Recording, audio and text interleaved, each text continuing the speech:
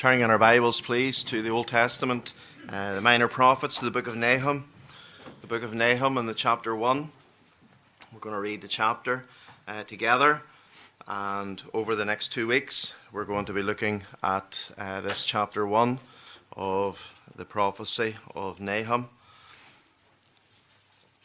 So Nahum chapter 1, and we'll read from verse 1 down to the end of the chapter, to the verse 15. The Word of God says, the burden of Nineveh, the book of the vision of Nahum the Elkoshite.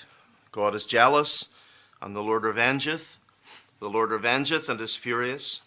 The Lord will take vengeance on his adversaries, and he reserveth wrath for his enemies.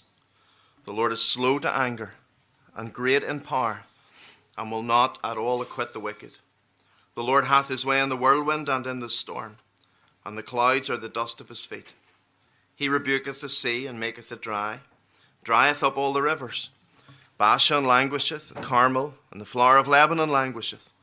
The mountains quake at him, and the hills melt, and the earth is burned at his presence, yea, the world and all that dwell therein.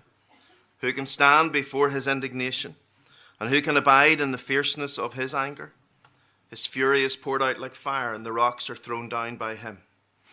The Lord is good, a stronghold in the day of trouble, and he knoweth them that trust in him. But with an overrunning flood he will make an utter end of the place thereof, and darkness shall pursue his enemies. What do ye imagine against the Lord? He will make an utter end. Affliction shall not rise up the second time.